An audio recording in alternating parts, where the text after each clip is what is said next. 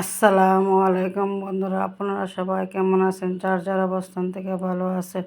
আজকে আমি একটা নতুন রেসিপি নিয়ে আসলাম, ছোটো মাছের চচ্চড়ি।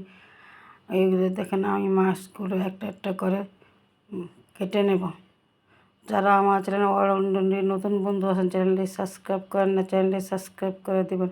আর অলরেডি যারা চ্যানেলটি সাবস্ক্রাইব করেছেন তাদের জানাই অসংখ্য ধন্যবাদ।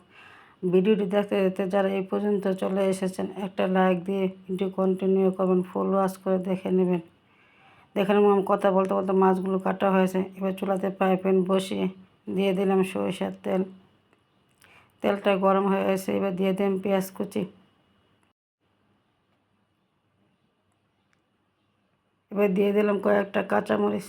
এবার পেঁয়াজটা আমি ভালোভাবে নেড়ে চেড়ে ভেজে নেব, লাল লাল করে একটু ভেজে নেব। দেখেন, আমার পেঁয়াজটা একটু হালকা ভাজা হয়ে গেছে। এবার দিয়ে দেব আদা রসুনের পেস্ট। এভাবে একবার ছোটো মাছের চচ্চড়ি রান্না করে দেখবেন, খেতে হয় দুর্দান্ত। আমি আদা রসুনের পেস্টটা দিয়ে একটু 2 মিনিট ভালোভাবে ভেজে নেব, কাঁচা গন্ধ চলে যায়। ও দিয়ে দিলাম অল্প একটু পানি, পেঁয়াজটা যেন পুড়ে না যায়।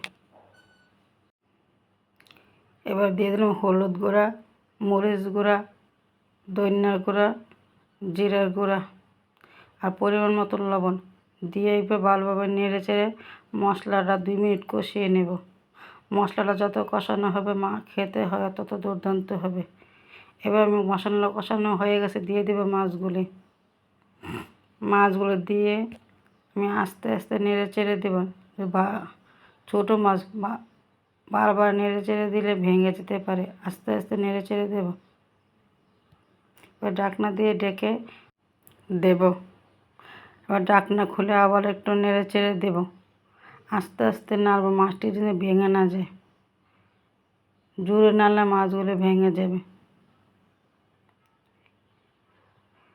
ছোটো মাছ খেতে খুব মজা, ছোটো মাছের চোখে জ্যোতি বাড়ায়। এবার দিয়ে দিলাম পানি দিয়ে আমি 10 মিনিট সিদ্ধ করে নেব। এই যে দেখেন মাছগুলো ঝোল শুকিয়ে গেছে। এবার দিয়ে দিব ধনিয়া পাতা। কথার মাঝে যদি কোনো ভুল ত্রুটি হয়ে থাকে ভ্রমণ দৃষ্টিতে দেখবেন। এবার দিয়ে দিলাম ধনিয়া পাতা দিয়ে একটু নেড়ে চেড়ে দেবো। এবার ঢাকনা দিয়ে আমি আর 2 মিনিট ভালো করে সিদ্ধ করে নেব।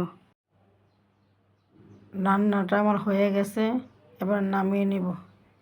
বিশ্বাস করেন, এভাবে ছোটো মাছের চচ্চড়ি একবার রান্না করে দেখবেন, খেতে দুর্দান্ত হয়।